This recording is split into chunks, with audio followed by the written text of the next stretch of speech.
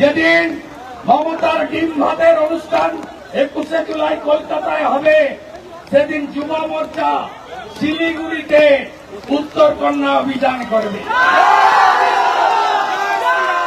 21শে জুলাই মমতার জেহাদিরা, চোরেরা ডিম ভাত খাওয়ার জন্য কলকাতা আসবে, আর আমরা শিলিগুড়িতে গিয়ে উত্তর কন্যাটা নড়াবো।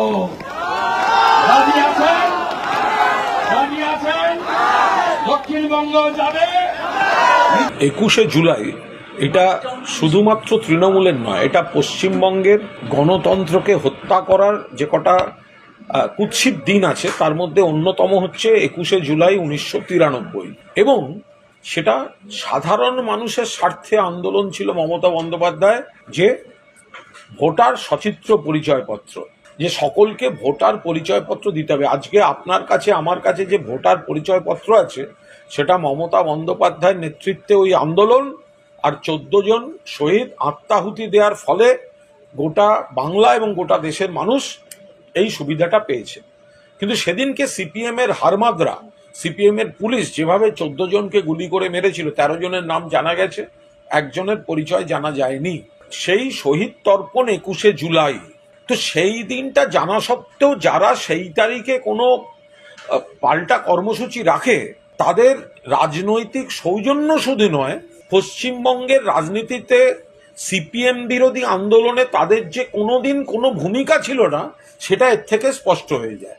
21শে জুলাই 1993 সিপিএমের গুন্ডারা আর বামফ্রন্ট সরকারের পুলিশ 14 জন নিরীহ তৎকালীন যুব কংগ্রেস কর্মীকে হত্যা করেছিল, কারণ তারা সচিত্র পরিচয়পত্র চেয়েছিলেন ভোট দেওয়ার অধিকার সুনিশ্চিত করার জন্য। বছর বছর শহীদ তর্পণ করা হয় মমতা বন্দ্যোপাধ্যায়ের নেতৃত্বে। তৃণমূল কংগ্রেস জন্মের পর থেকে তৃণমূল যুব কংগ্রেস সেটা পালন করে, কিন্তু মূল বার্তাটা হচ্ছে মানুষের অধিকারের লড়াই ছিল, গণতন্ত্রের দাবিতে লড়াই ছিল, ভোটারের সচিত্র পরিচয়পত্রের দাবিতে লড়াই ছিল।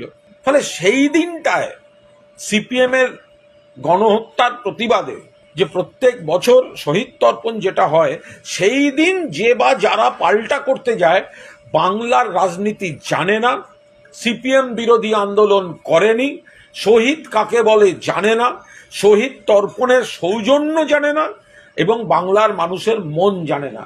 এবং সেদিনকে কত মানুষ উত্তরবঙ্গ থেকেও তো কলকাতায় আসবেন, সেই সব দিনে ওই সব প্রোগ্রাম ডাকা মানে তো প্ররোচনা দেয়া। তাহলে এগুলো ওদের গণতন্ত্র বিরোধী, বাংলা